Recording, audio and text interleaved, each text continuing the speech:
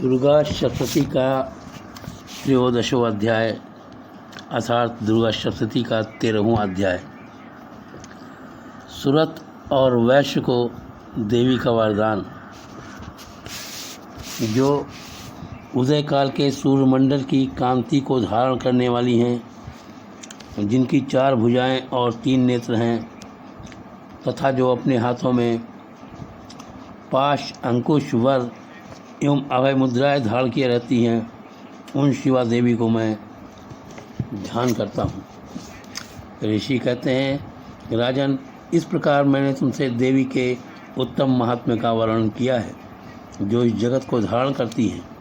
उन देवी का ऐसा ही प्रभाव है, वही विद्या उत्पन्न करती हैं। भगवान विष्णु की माया स्वरूपा उन भगवती के द्वारा तुम ही ये वैश्य तथा अनन्य विवेकी जन मोहित होते हैं, मोहित हुए हैं और आगे मोहित होते रहेंगे।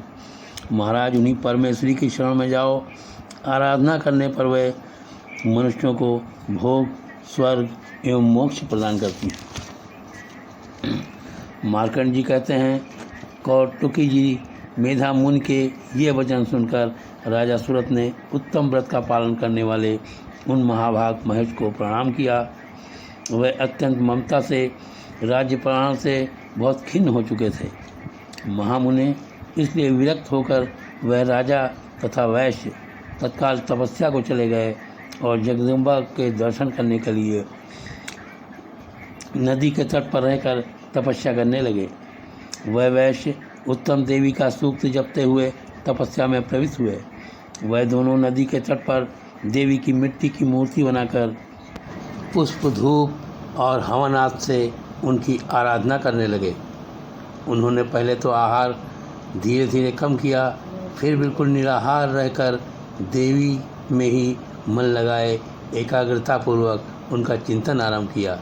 वह दोनों अपने शरीर के रक्त से प्रेक्षित बल देते हुए लगातार 3 वर्षों तक संयम पूर्वक आराधना करते रहे। इस पर प्रसन्न होकर जगत को धारण करने वाली चंडिका देवी ने प्रत्यक्ष दर्शन देकर कहा। देवी बोली, राजन तथा अपने कुल को आनंदित करने वाले वैश्य, तुम लोग जिस वस्तु की अभिलाषा रखते हो वो मुझसे मांगो, मैं संतुष्ट हूँ अतः तुम्हें सब कुछ दूंगी।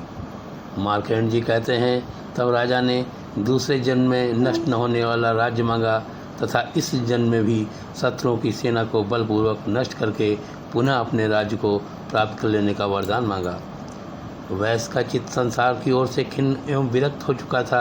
वह बड़े ही बुद्धिमान थे, अतः उन्होंने ममता और अहंता रूप अशक्ति का नाश करने वाला ज्ञान मांगा।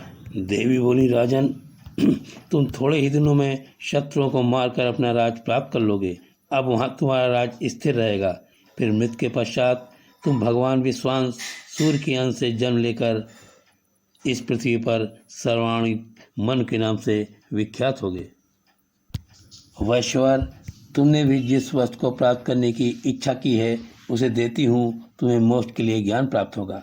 मार्कंड जी कहते हैं, इस प्रकार उन दोनों को मनोवांछिक वरदान देकर तथा उनके द्वारा भक्तपूर्वक अपनी स्तुति सुनकर देवी अंबिका तत्काल अंतर्ध्यान हो गई। इस तरह देवी से वरदान पाकर क्षत्रियों में श्रेष्ठ सुरत सूर से जन्म ले सर्वाण मन के नाम से विख्यात होंगे।